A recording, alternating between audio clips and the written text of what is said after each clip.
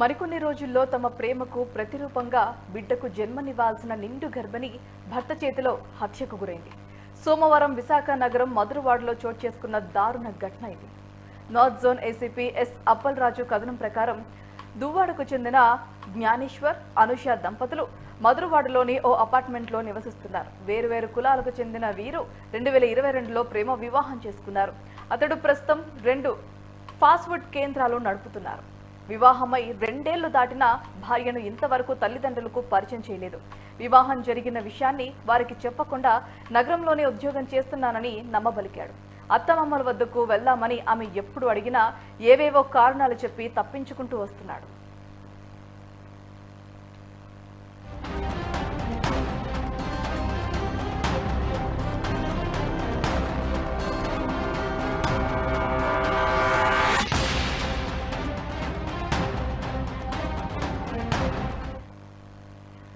ఓసారి తనకు క్యాన్సర్ వచ్చిందని విడాకులు తీసుకుని వేరే పెళ్లి చేసుకోవాలని భార్యను మోసగించే ప్రయత్నం చేశాడు. నీతోనే జీవితమని ఆమె తెగేసి చెప్పేయడంతో వీరి మధ్య తరచుగా మాటల యుద్ధం జరిగేది. గర్భిణీగా ఉన్న అనుషకు నెలలు నిండగా సోమవారం ఆసుపత్రిలో చేరాల్సి ఉంది.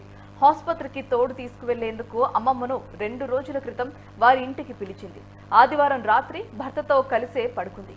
ఇదే అదునుగా భావించిన జ్ఞానేశ్వర్ సోమవారం తెల్లవారుజామున నిద్రలో ఉన్న భార్యను పీక నులిమి హత్య చేశాడు.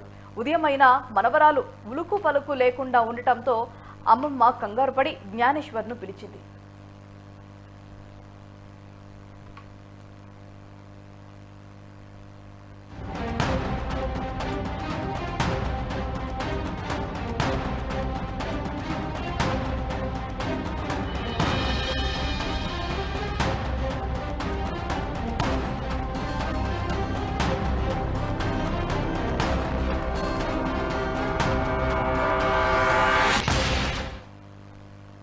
అతడు కూడా ఏమీ ఎరగనట్లు స్థానికులతో కలిసి కేజీహెచ్కు తీసుకువెళ్లాడు. అప్పటికే ఆమె మృతి చెందినట్లు వైద్యులు ధృవీకరించారు.